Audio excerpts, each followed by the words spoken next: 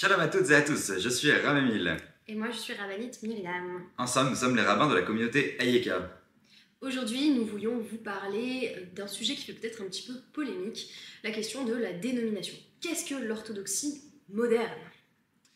Au départ, l'orthodoxie, c'est un courant parmi d'autres courants qui se sont créés notamment à l'ère moderne, à partir du moment où les portes du ghetto se sont ouvertes et que les juifs ont eu accès à la nationalité, à la citoyenneté, qu'ils ont eu les mêmes droits que les autres. La question s'est posée, faut-il continuer comme avant, comme si on était dans le ghetto, ou faut-il peut-être adapter la religion à l'ère moderne?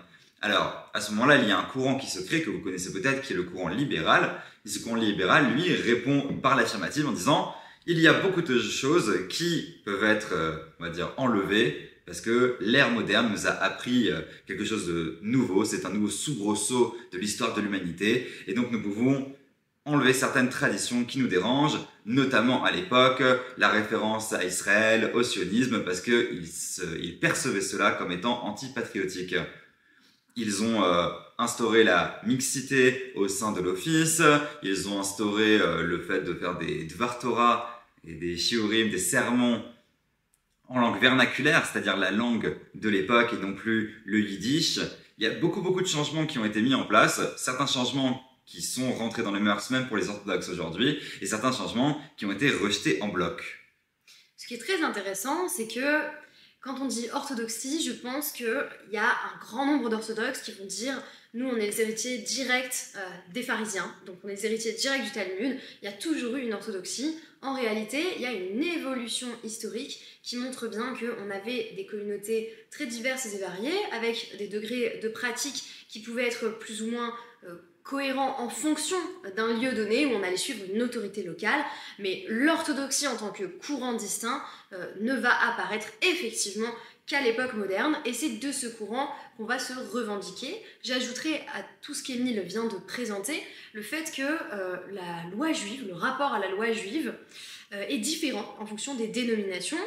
Dans le courant libéral notamment, le rapport au commandement est parfois d'ordre consultatif, on va s'inspirer des textes de la tradition juive, a fortiori ceux qui nous parlent toujours, qui entrent en résonance avec nos valeurs contemporaines, tandis que une personne qui est orthodoxe de nos jours va prendre le problème à l'envers en pensant tout à partir des valeurs de la tradition juive, les valeurs qu'on va trouver à l'intérieur des textes, et ensuite on va évaluer leur compatibilité avec le monde qui nous entoure. Et il y a une confrontation riche entre les deux, je pense, qui dérive de cette approche toujours ancrée dans la tradition.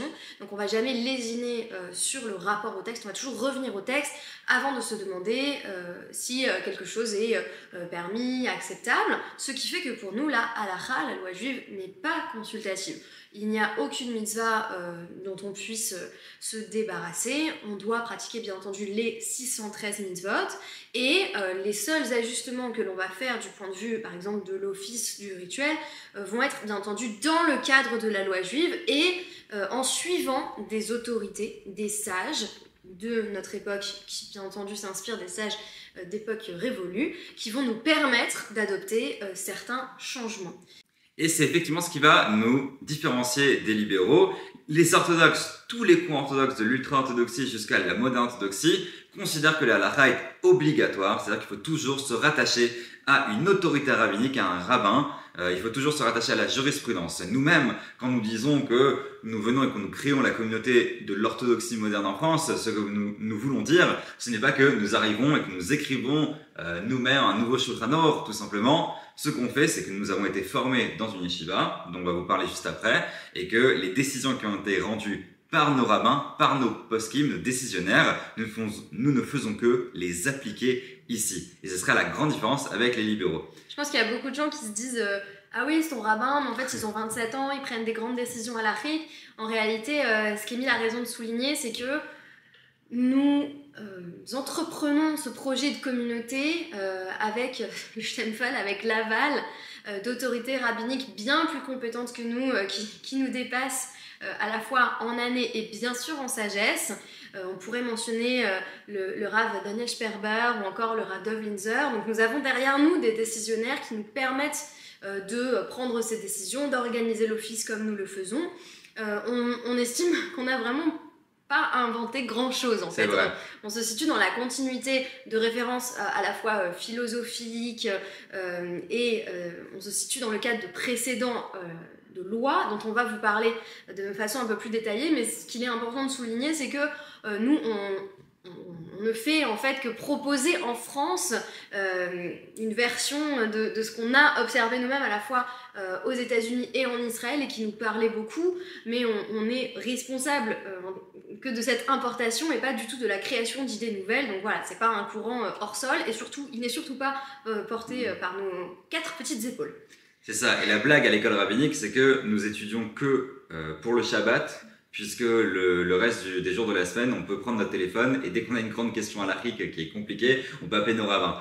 Donc à chaque fois qu'on a une question qui est vraiment une question qui dépasse nos compétences, tout ce qu'on fait, c'est juste la transmettre à des rabbins qui sont plus compétents, beaucoup plus savants que nous et qui peuvent nous donner la réponse. Donc ça, c'était pour plutôt la différence entre les libéraux et le courant orthodoxe dans sa globalité, mais maintenant, effectivement, si nous sommes moderne orthodoxe, c'est bien qu'il y a une différence entre l'orthodoxie classique ou l'ultra-orthodoxie, les charedim, et ce que nous, on entend représenter. Est-ce que Myriam, tu peux nous en parler un petit peu plus de la différence? C'est quoi les grosses différences notables qu'il y aurait entre les ultra-orthodoxes et les modernes orthodoxes? Alors, ce qu'il faut savoir, c'est que du point de vue de la pratique, il devrait pas tellement y en avoir. C'est-à-dire que si on prend des éléments clés de la tradition comme Shabbat, Kashrut, la pratique des fêtes, on doit complètement se retrouver dans une pratique commune avec des courants considérés comme voilà, orthodoxes classiques, ultra-orthodoxes, haredi et ainsi de suite.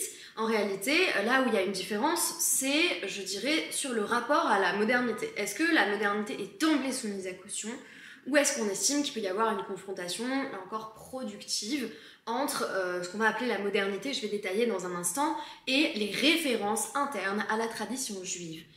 Une première manifestation de cette confrontation fertile, ce serait bien entendu le rapport à ce qu'on pourrait appeler les disciplines profanes, ce qu'on pourrait qualifier également de chol. Le chol, je pense que dans certains milieux plutôt ultra-orthodoxes, on va d'emblée considérer cela avec méfiance, en se disant que peut-être ça va nous prendre du temps sur l'étude de la Torah, que l'étude de la Torah devrait prendre toute la place dans le quotidien d'un juif ou d'une juive. Et on va peut-être être plus réticent quant à faire de grandes études, ou en tout cas toutes les études ne vont pas être considérées avec le même enthousiasme. Je pense que l'orthodoxie moderne arrive déjà avec la néo-orthodoxie de Rav Shimshon Raphaël Hirsch, dont Émile nous détaillera les idéaux dans quelques instants. On a déjà cette idée de Torah en derech eretz, une forme de compatibilité entre la Torah et l'inclusion pleine et entière dans la société, et ça va inclure évidemment l'université, berceau des savoirs, une figure pour le coup clairement affiliée à la moderne orthodoxie ou l'orthodoxie moderne, comme le Rav J.B. Soloveitchik, le Rav pour les orthodoxes modernes, avait donc évidemment un doctorat de philosophie de l'université. Donc il n'y a clairement pas de perception d'une incompatibilité entre ces domaines, entre ces disciplines. Donc je dirais que ça c'est un premier trait qui va être important, c'est-à-dire qu'on va valoriser la confrontation avec le monde qui nous entoure, le dialogue au sein de la société en tant que juif avec notre perspective éclairée par les textes de la tradition, mais qui vient malgré tout interagir avec d'autres références, avec d'autres textes, une valorisation des études supérieures, des disciplines profanes. Et le dernier point que je voudrais mentionner, c'est la question de ce qu'on appelle la place des femmes. En d'autres termes, c'est sous l'égide du Rav J.B. Soloveitchik que pour la première fois, des cours de Talmud ont été ouverts dans des classes mixtes aux hommes comme aux femmes. Le Rav J.B. Soloveitchik est donc issu de l'école de Brisk et qui proposait finalement des cours de Guémara au même niveau pour les hommes et pour les femmes. Je pense qu'en France, on est très loin de pouvoir même imaginer que des cours de Talmud soient dispensés au même niveau. Heureusement, on a des groupes d'études qui proposent des formations de ce genre, mais pour le Rav Soloveitchik, c'était vraiment une grande nouveauté qui proposait aux hommes comme aux femmes, donc cette étude accessible à toutes et à tous. Par la suite, de nouveaux développements ont été proposés par certains de ses élèves, comme le Rav Avi Weiss, fondateur de nos 2 yeshivot, qui a notamment ouvert une yeshiva, donc une institution, qui permet aux femmes d'obtenir une ordination rabbinique. Enfin, dans certaines communautés orthodoxes modernes, ça va se traduire par une plus grande participation des femmes au rituel. On va pouvoir donc constater aux États-Unis, dans la grande majorité des synagogues orthodoxes modernes, les femmes vont pouvoir faire des discours publics, elles vont donc être beaucoup plus visibles dans l'espace synagogal. La méritza va être presque systématiquement placée au milieu, ce qui permet aux hommes et aux femmes d'être sur le même plan, d'avoir accès à l'office de la même manière, donc une organisation de l'espace qu'on a trouvé plus respectueuse de chacun et chacune. Et parfois, cela peut aller avec l'approbation de rabbins comme le Rav Daniel Sperber, jusqu'à inclure les femmes dans des parties de l'office dont elles étaient exclues jusqu'alors, à savoir les offices participatifs où les femmes vont chanter les psaumes, où ce sont elles qui peuvent monter à la Torah, lire la Torah. Tout cela constitue des... Comment je dirais ? Tout cela constitue des tentatives d'inclure les femmes dans le rituel et dans l'espace synagogal. Alors pour comprendre un petit peu d'où vient ce mouvement orthodoxe moderne, juste pour faire un petit point très rapide, Myriam a parlé du Rav Shimshon Raphael Hirsch. Le Rav Shimshon Raphael Hirsch, c'est en Allemagne de l'avant-guerre, quand justement toutes les portes se sont ouvertes et que nous avons les libéraux d'abord qui se créent, puis les conservatifs ou Massorti, et ensuite les ultra-orthodoxes en réponse, puisque les ultra-orthodoxes ne sont pas les héritiers uniques du judaïsme antique. Les ultra-orthodoxes disent, en réponse aux libéraux, nous allons durcir les conditions d'interprétation de la loi, de la Torah, nous allons durcir les conditions d'évolution de la halakha. Et donc c'est pour ça qu'aujourd'hui, certaines choses même qui seraient potentiellement permises par la loi ont été interdites par les grands rabbins ultra-orthodoxes pour ne pas ressembler aux libéraux et donc ne pas s'assimiler. Or, il y avait une autre voie qui a été créée. Cette voie, c'est la voie de Rav Shimshon Raphael Hirsch, qu'on appelle la néo-orthodoxie. Qu'est-ce qu'il dit ? Il dit, nous allons toujours garder la Torah au centre, la Torah en haut de toutes nos valeurs. Par contre, il y a des choses à prendre dans la société moderne qui nous a finalement ouvert ses portes, notamment d'abord aller à l'université, effectivement, mais aussi simplement le fait de rentrer en contact avec la culture environnante. Et c'est peut-être ça qui va justement être la différence entre la Torah de Rav Shimshon Raphael Hirsch, la Torah in derech eretz, Torah avec l'implication dans le monde, et les ultra-orthodoxes, c'est le fait de ne pas se sentir comme une citadelle assiégée, comme une forteresse qu'il faudrait défendre contre le monde moderne, mais au contraire, le fait qu'il y ait potentiellement un dialogue à avoir, un tri bienveillant à faire entre les valeurs qui seraient compatibles ou non avec la Torah. Ok, alors Émile, il y a une vidéo qui est sortie qui dit qu'en réalité, nous, notre courant, nous ne sommes pas orthodoxes modernes, mais bien open orthodoxe, donc orthodoxe ouvert. Qu'est-ce que ça veut dire exactement ? Alors, c'est une très bonne question parce que l'open orthodoxie, c'est un terme qui avait été créé à un moment par le rabbin fondateur de notre yeshiva et l'élève du Rav Soloveitchik, le Rav Avi Weiss, et il avait dit, nous voulons créer une forme d'orthodoxie qui soit plus ouverte donc que l'orthodoxie classique et même que l'orthodoxie moderne qui est un grand courant aux États-Unis qui a des parties plus ou moins conservatrices. Et donc il a essayé de lancer un peu ce terme open orthodoxe. Malheureusement, ce terme non seulement n'a pas vraiment pris, mais en plus de ça, il a été assez mal interprété parce qu'on a dit de Rav Weiss qu'il voulait créer un nouveau courant. Or, ce n'était pas du tout le cas. Et moi, quand je suis rentré dans la yeshiva avait déjà enlevé toute référence au terme d'open orthodoxie. Le président était le Rav Linzer et non plus le Rav Avi Weiss qui avait pris sa retraite.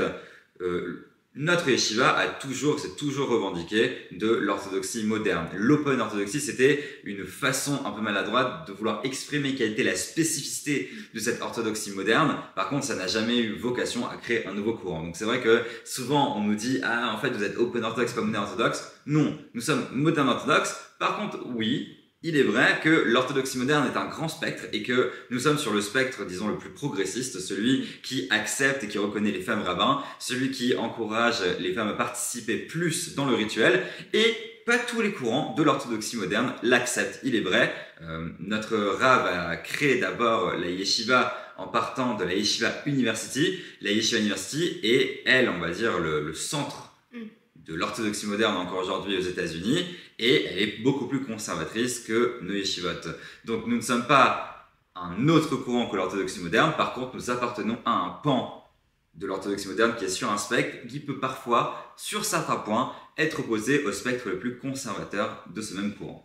Je pense que ce qui est intéressant, c'est que même au sein de l'orthodoxie moderne, on trouve ces débats aux États-Unis et que je pense que chacun fait un pari sur l'histoire et sur l'avenir.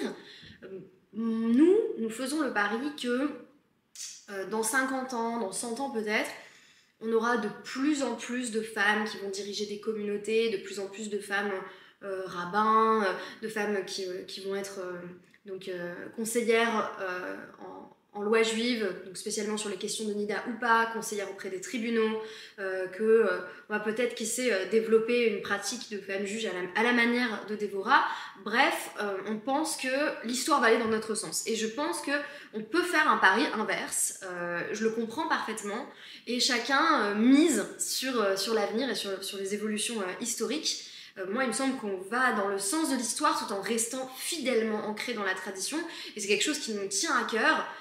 C'est de garder un équilibre entre les deux, toujours en tension, toujours en nous retournant sur les changements que nous proposons. Est-ce que c'est bien ancré dans les textes? Est-ce que le décisionnaire autorise ces changements? Est-ce qu'il se situe bien dans le cadre de la halakha orthodoxe? Donc c'est ça qui me semble important de souligner. Même au sein des synagogues affiliées à l'orthodoxie moderne aux États-Unis, on en a qui vont accepter les femmes rabbins, qui vont avoir des femmes en position de dirigeante, et dans certaines autres synagogues affiliées à l'Orthodox Union, ça va être plutôt mal vu. Il va y avoir des tentatives justement d'empêcher les femmes d'accéder à ces positions d'autorité. C'est très intéressant parce que je pense qu'en France aussi, la question va se poser: quelles sont les communautés qui acceptent des femmes à leur tête? La question se pose, vous le savez, aussi en Israël, puisque légalement il n'y a plus de barrières, les femmes peuvent passer les examens, les mêmes examens que les hommes pour devenir rabbin. Maintenant, la vraie question, c'est quelles communautés les acceptent, comment est-ce que les femmes accèdent au leadership. Et même aux États-Unis, ce qui est intéressant, c'est que même les synagogues plutôt classiques aujourd'hui sont déjà beaucoup plus avancées sur ces questions que les synagogues en France. C'est-à-dire que aux États-Unis, dans une synagogue totalement classique, il est normal d'avoir une femme qui puisse prendre la parole, qui puisse annoncer d'un côté le côté logistique en tant que présidente, ou à l'inverse, être une femme savante qui, sans être rabbin, puisse proposer un shiur pour hommes et pour femmes. Ce qui est encore très très rare, beaucoup trop rare dans les synagogues classiques en France. La France est la 3e plus grande communauté juive du monde. Elle a beaucoup à apporter, ne serait-ce que par son héritage intellectuel. Et elle a beaucoup à apprendre aussi, notamment des 2 plus grandes communautés juives du monde, Israël bien sûr, mais aussi les États-Unis, qui sont des pôles de dynamisme incroyables. En France, parfois, les rôles sont un petit peu fossilisés et il y a des choses qu'on va refuser par principe ou parce qu'on l'a jamais fait. Je pense qu'on essaye de faire partie d'un vent de renouveau où on va permettre ce que la halakha permet et n'interdire que ce que la halakha interdit. Le Rav Soloveitchik avait cette petite phrase, cette expression amusante. Qui était chez ton oncle, c'est ça? Qui était chez mon oncle, le grand rabbin Alexis Blum. À force d'interdire tout ce qui est permis, on va finir par permettre ce qui est interdit. Donc si on n'a plus des repères très clairs, on ne sait plus vraiment comment se situer par rapport à la loi juive. Donc nous, on pense que c'est important de dire on ne lésine pas du tout sur les 613 mitzvot. Au contraire, je pense que le problème de l'orthodoxie moderne, c'est que souvent les gens se disent c'est la voie la moins exigeante pour les gens qui font pas vraiment Shabbat, qui ont un peu la flemme, etc.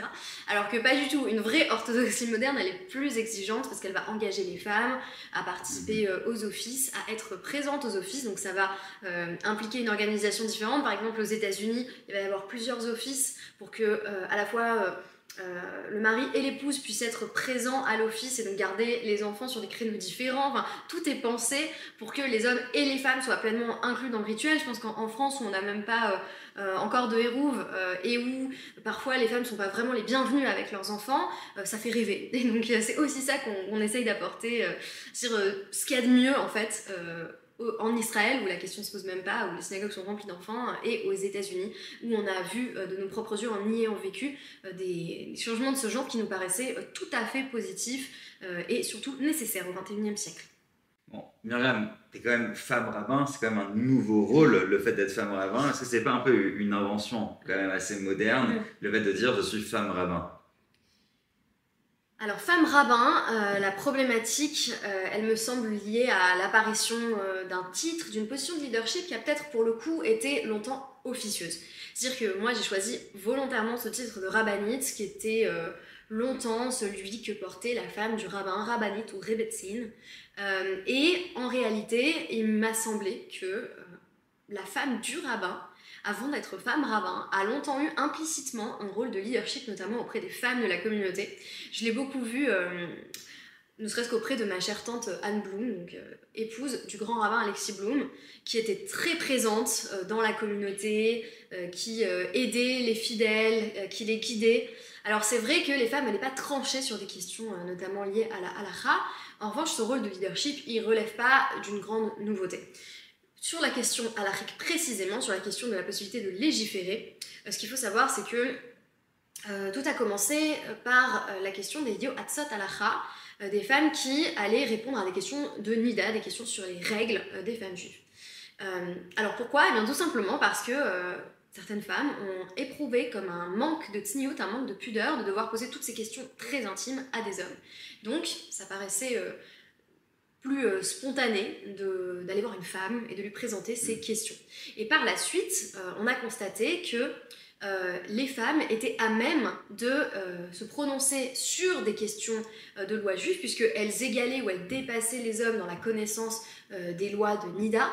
Elles étaient capables de parvenir à une expertise en tout point irréprochable sur ce point-là.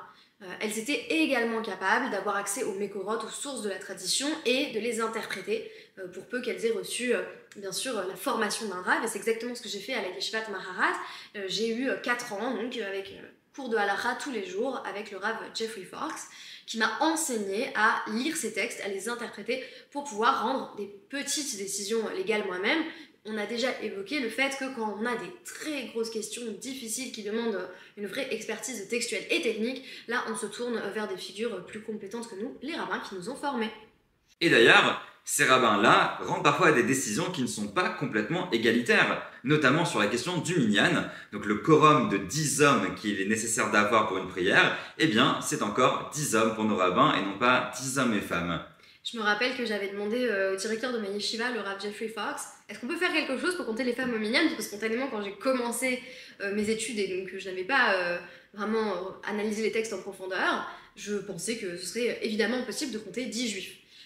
Et il m'avait dit, moi en tout cas, j'ai regardé les textes en long, en large et en travers et j'ai pas trouvé de manière d'autoriser cela. Alors ça veut pas dire que ce sera jamais autorisé, mais ça veut dire que là on ne trouve pas de voie halakhique compétente sur laquelle s'appuyer pour autoriser ces changements-là, et que on ne va s'appuyer que sur des figures, là encore, associées à l'orthodoxie pour permettre certains changements locaux dans les communautés qui le désirent. Donc effectivement, on n'est pas parvenu à un égalitarisme complet, et surtout c'est pas parce qu'on fait participer les femmes plus que, comme on nous le dit beaucoup, on nie qu'il y ait des différences entre hommes et femmes, ou qu'il y ait un rôle qui puisse être parfois différent, notamment associé à des différences biologiques. On n'est pas du tout dans l'idée homme égale femme en tout point et à tout moment. Je pense que c'est simplement l'idée d'inclure les femmes qui ont envie de l'être plus dans le rituel. Et je mentionnerai un point qui est peut-être pour le coup très important. L'étude des femmes devient, dans le cadre de l'orthodoxie moderne, pas un simple loisir. Si tu as envie d'aller au shiur, vas-y, ça te fera une certaine ouverture d'esprit. Non, là c'est vraiment une forme d'obligation qui va se développer pour les femmes. On va trouver d'ailleurs un discours très semblable chez le Rabbi de Lubavitch, tout simplement, qui va nous dire il y a aussi une obligation pour les jeunes filles d'être instruites. Tout cela donc dans le sillage de la création des écoles Beis Yaakov, qu'on ne peut pas soupçonner d'excès de modernisme. Eh bien, on va voir naître l'idée que les filles doivent être instruites. Et ça, c'est essentiel. Donc, dans l'orthodoxie moderne, on ne dit pas ce serait bien qu'une femme puisse aller au shiur une fois par semaine. On dit l'étude est essentielle pour nos filles, pour nos sœurs, pour nos mères. L'étude est essentielle pour les femmes à tous les niveaux, et elles doivent pouvoir avoir accès à tous les textes. Et ça, c'est vraiment ce que mettait en avant le Rav J.B. Soloveitchik, qui nous a énormément inspiré, le Rav, qui affirmait que les femmes devaient désormais avoir accès aux textes, y compris de la Torah orale, c'est-à-dire du Talmud. Alors en conclusion, est-ce que être orthodoxe moderne, c'est être un orthodoxe light? Pas du tout. Être orthodoxe moderne, c'est avoir une responsabilité en même temps d'être orthodoxe et donc d'être soumis à la loi juive qui nous oblige, et de l'autre côté, être impliqué dans la société moderne et tout ce qu'elle a à nous apporter. Et je pense qu'Hachem nous demande de prendre toutes les connaissances, toutes les sciences, tous les savoirs qu'il a mis partout sur la terre et qu'il faut être capable, comme le dit très très bien Maïmonide, le Rambam, d'entendre la vérité d'où qu'elle vienne. Alors, si ça vous a convaincu ou que vous avez juste envie de venir voir à quoi ça ressemble l'orthodoxie moderne, n'hésitez pas à venir sur ayeka.net. Tous les liens sont en description. Et nous avons des shiurim de Torah, nous avons des offices de Shabbat, nous avons des repas communautaires, un Talmud Torah pour les enfants, bien d'autres activités comme des soirées chants, des conférences à n'en plus finir. Donc n'hésitez pas, ayeka.net, tous les liens sont en description. Et nous sommes aussi dans le cadre de notre grande levée de fonds annuelle qui nous permettra de continuer les activités d'Ayeka pendant toute l'année 2024 et début 2025. Alors, si vous voulez nous soutenir, participez à la campagne, cliquez sur le lien en description.